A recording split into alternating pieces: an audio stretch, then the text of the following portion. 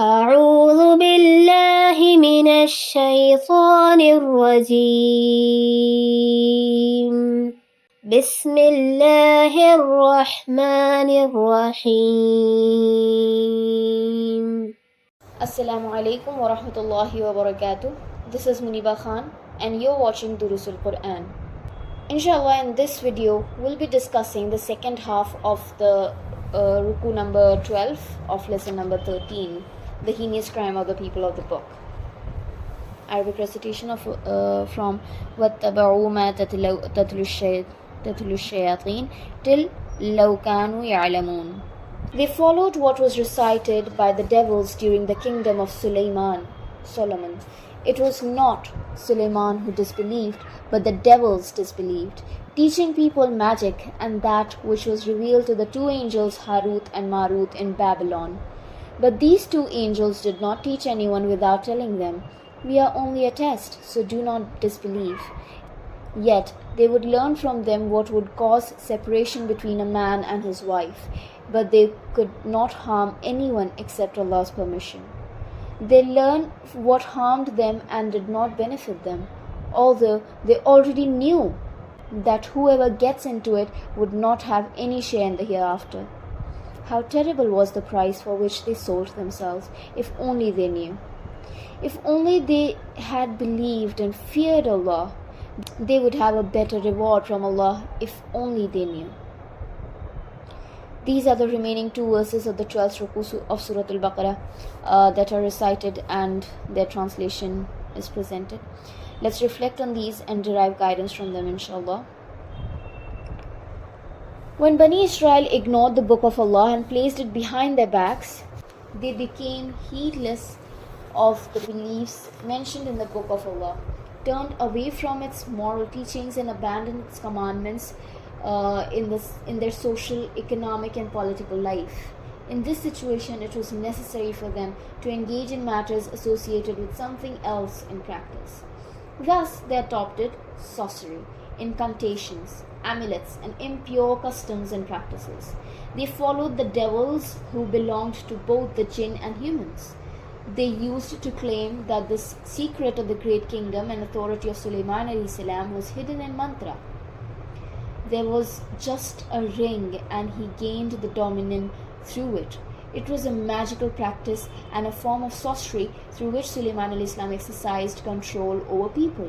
They claimed that we could teach you these sorcery and magical practices, saying, "Become our disciples and we will teach you how to become perfect to the point that all secrets will be revealed to you." While it was an accusation against Sulaiman (as-salam), he was indeed a prophet of Allah. He established an Islamic government just as Prophet Yusuf (as-salam) did before, and after him Dawood (as-salam) did the same. Finally, Prophet Muhammad ﷺ also established an Islamic government. If those people had faith in Allah and His Messenger and adopted a path of God-fearing and righteousness instead of pursuing the art of witchcraft and magic, their actions would have been beneficial and prosperous for them, especially in the hereafter. It would have been a source of reward and success for them, if only they knew that faith and piety based on the fear of Allah and the awareness of the hereafter form the foundation of a successful and prosperous life, whether on an individual or societal level. 12th ruku of Surah Al-Baqarah, on which this lesson is based, still has some questions to be answered. Question number 1. Why did Allah Almighty send down the knowledge of magic on Harut or Marut, the two angels? So the answer to this is, Allah Almighty has given humans the will, choice, freedom and intellect. In this lies a test and trial. Allah has created humans for His worship, and life is given to them so that they may seek to demonstrate who among them can bring forth the treasure of good deeds before Him. Satan was also created to test whether people follow him or obey Allah and His messengers. Harut and Marut were sent as a test. They were taught the art of magic to test whether people would adhere to their faith and Sharia or give preference to magic. Question number 2. When both angels had already clarified that they were a test and a trial, why were people still learning magic? Really, despite angels warning that they were a trial and their purpose was to test the people, individuals continued learning magic. In this way, they were yielding to their own desires and providing evidence of falling into the trap of Satan. This demonstrated their failure in the test. Question number 3. Why did people learn magic that could cause separation between husbands and wives? The foundation of a family is built upon the husband and wife, and the combination of families forms societies. The spread of corruption, immorality, and vice in society is indeed the mission of Satan. He seeks to destroy the family unit by sowing discord between spouses and achieve his sinister objectives. Question number 4. When, without Allah's permission, they couldn't harm anyone through magic, what was the harm in learning it?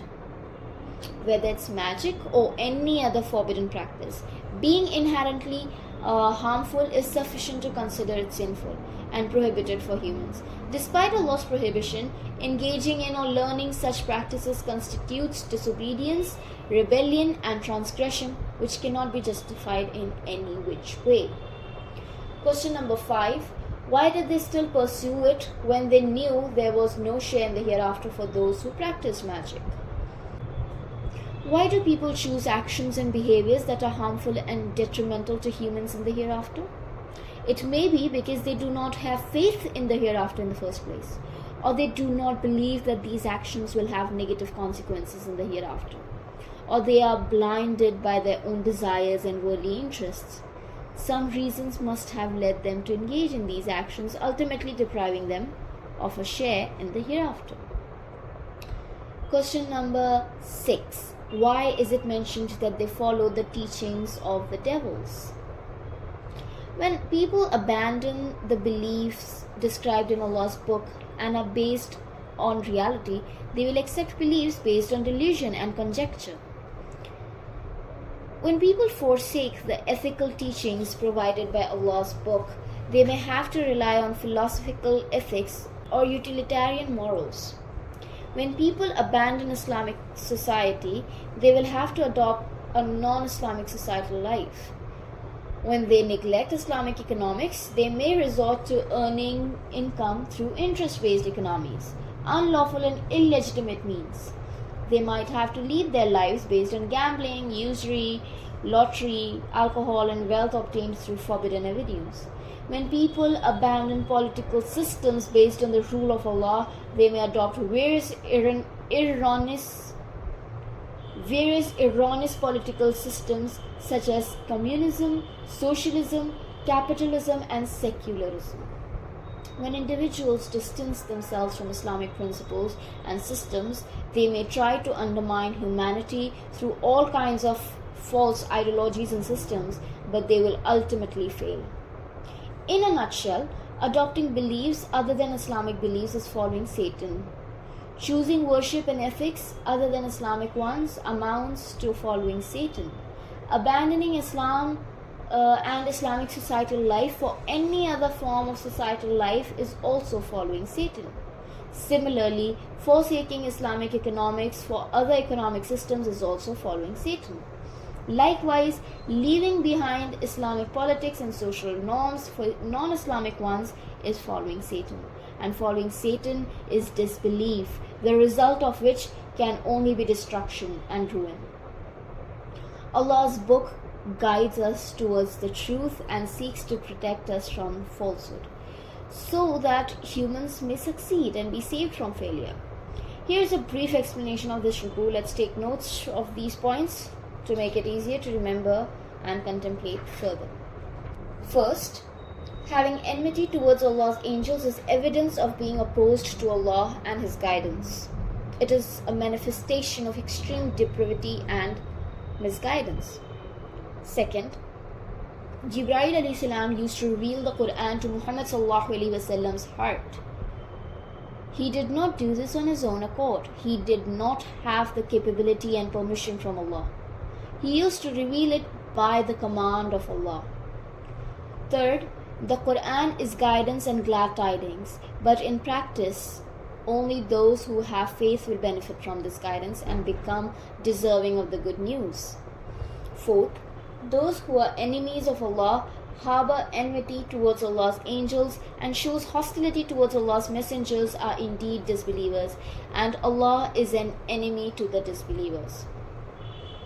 Fifth, Allah Almighty has sent His verses, evident proofs, open guidance and illuminating evidence through the Prophet Muhammad Sallallahu Alaihi Wasallam. Sixth, only those individuals who are disobedient and violate Allah's commands deny Allah's signs and His guidance. They act against Allah's guidance, and violating the divine guidance is their way.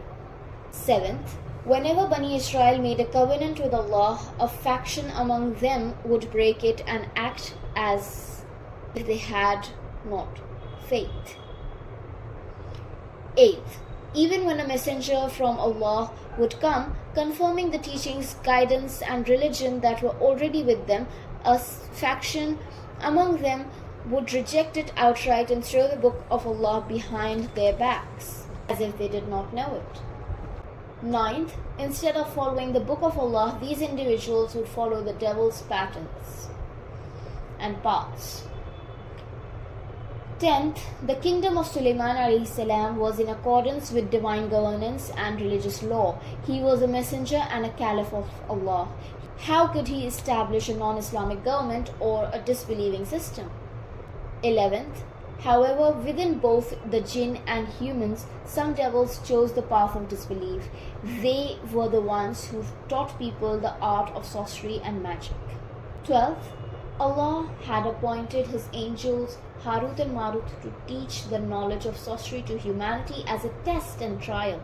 It was done to determine whether people prefer Sharia and divine law or falsehood. In today's era, various economic systems, socialism, capitalism, advancements, inventions, and discoveries of European civilizations, as well as other false philosophies and systems, have all been part of this ongoing test and trial. 13th, the impact of sorcery can result in ordinary harm.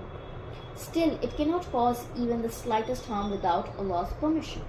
14th, all the false skills, philosophies, theories, systems, and powers in the world are a test to check whether humans choose to adopt and enforce Allah's religion and His divine law, or adopt and enforce falsehood. Do they submit to Allah's authority or bow before falsehood? 15th, sorcery, charms, and all false ideas, systems, and philosophies ultimately harm humans and do not bring any real benefit. Yes, every falsehood may have worldly and superficial gains and advantages. 16th, for those who choose falsehood over truth, there will be no share of success in the hereafter.